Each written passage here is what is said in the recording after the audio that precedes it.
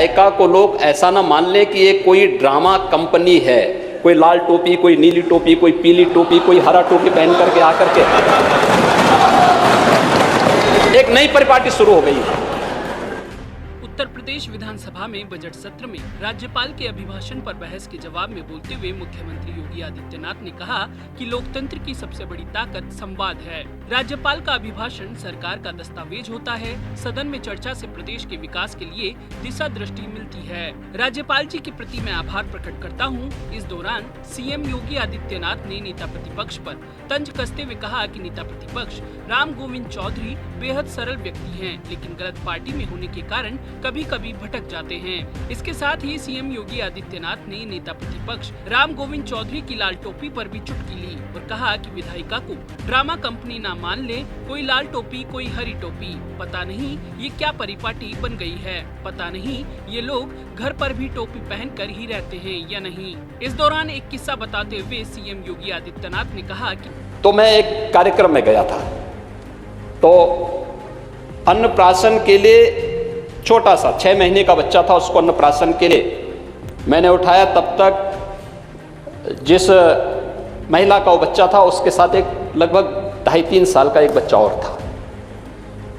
अच्छा, मैं इधर उसको अन्नप्राशन करा रहा था, तब तक वहाँ पे एक पार्टी के कुछ लोग विरोध करने के लिए आ गए। उन्होंने टोपी पहनी हुई थी। वो बच्चा 2.5 साल का बच्चा क्या कहता है, मम्मी मम्मी देखो वो गुंडा गुंडा। अब आप देखिए कि एक 2 साल 2.5 साल का बच्चा के मन में टोपी पहन करके आने वाले व्यक्ति के बारे में क्या धारणा है। वो अपनी मां से चिपक करके कहता है कि मम्मी मम्मी देखो गुंडा गुंडा। यानी ये धारणा सामान्य रूप से बन चुकी है। और इसीलिए मैं अपील करूंगा नेता प्रतिपक्ष, आप पगड़ी पहन करके आते तो अच्छा लगता, गांव का साफा पहन करके आते तो मैं उसका अभिनंदन करता। मुख्यमंत्री योगी आदित्यनाथ के इस बयान के बाद समाजवादी पार्टी के विधायक हंगामा करने लगे। इस पर सीएम योगी ने कहा, मैंने किसी नेता का नाम तो लिया नहीं, तो यह तो चोर की दाढ़ी में तिनके जैसा है, क्योंकि जब मैंने नाम नहीं लिया तो सदन में हंगामा क्यों कर रहे हैं। सीएम योगी ने कहा कि नेता प्रतिपक्ष अपने घर बलिया भी सीधे नहीं जाते। नेता प्रतिपक्ष को पता नहीं अयोध्या जाने से डर लगता है। नेता प्रतिपक्ष के बीमार होने पर हमने खुद लगातार संवाद किया। बीमारी के चलते ही मैंने उनसे सदन में कम बोलने का निवेदन किया था। सीएम योगी ने आगे कहा कि बीते वर्ष उत्तर प्रदेश की विधानसभा में संवैधानिक अधिकारों के साथ दायित्वों पर भी चर्चा हुई थी। सीएम राज्यपाल का सम्मान करना सभी दलों का दायित्व है। राज्यपाल किसी पार्टी का नहीं, पूरे प्रदेश का होता है। राज्यपाल पर टिप्पणी करना पीड़ादायक है। आज जनप्रतिनिधि लाख कोशिशों के बावजूद जनता का विश्वास पात्र नहीं बन पाता है, क्योंकि आज जनप्रतिनिधि एक दूसरे का सम्मान नहीं करते। इस दौरान सीएम योगी ने सदन में अज्ञेय की पंक्तियों का जिक्र किया। सर्प तुम कभी नगर नहीं गए, नहीं सीखा तूने वहाँ बसना, तो फिर कहाँ से विष पाया, कहाँ सीखा डसना। सीएम ने कहा कि राज्य के प्रति सिर्फ सत्ता पक्ष का ही नहीं, विपक्ष का भी दायित्व है। एनसीआरबी के आंकड़ों को तोड़ मरोड़ कर प्रदेश को बदनाम करते हैं। राज्यपाल का कम से कम महिला होने के नाते सम्मान किया जाना चाहिए था। मुख्यमंत्री योगी आदित्यनाथ ने कहा कि सदन में हुई चर्चा में शामिल सभी सदस्यों का स्वागत करता हूँ। सीएम योगी ने कहा कि कोरोना के लिए अपने पास से आर्थिक मदद के लिए सभी सदस्यों को धन्यवाद देता हूँ। कोरोना काल में किसी चीज की कमी नहीं होने दी। हमने 60 टेस्ट से 2 लाख प्रतिदिन टेस्टिंग की क्षमता बढ़ाई। यूपी में 3 करोड़ से अधिक कोरोना टेस्ट किए गए। हमने कोरोना से निपटने के लिए मंत्री समूह के साथ टीम 11 गठित की। मौत एक भी बुरी होती है, लेकिन यूपी में मौत के आंकड़ों में बहुत बड़ी कमी आई है। सीएम ने कहा, मैं मोदी जी का आभार जताता हूँ।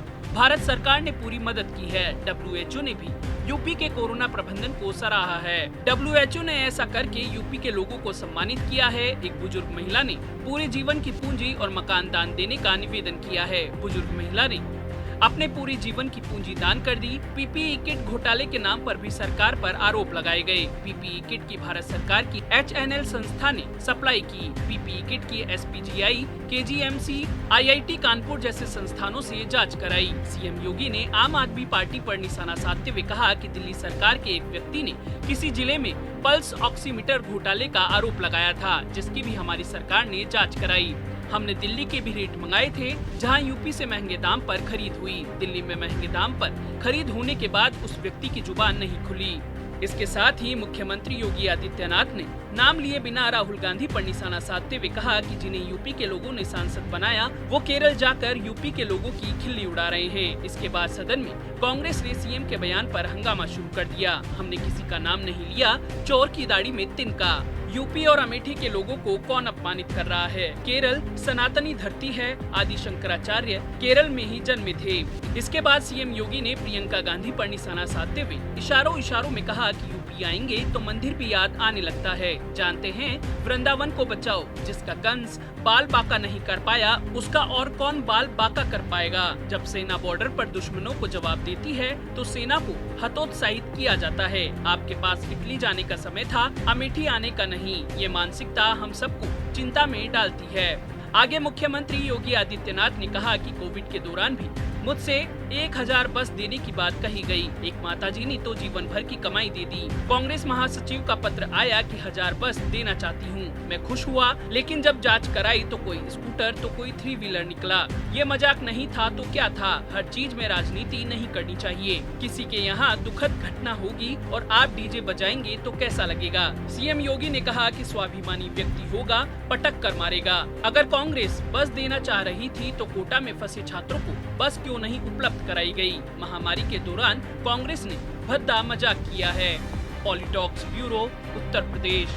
ये है टॉक्स न्यूज नेटवर्क और आप देख रहे हैं पॉलिटॉक्स, राजनीति का कच्चा चिट्ठा।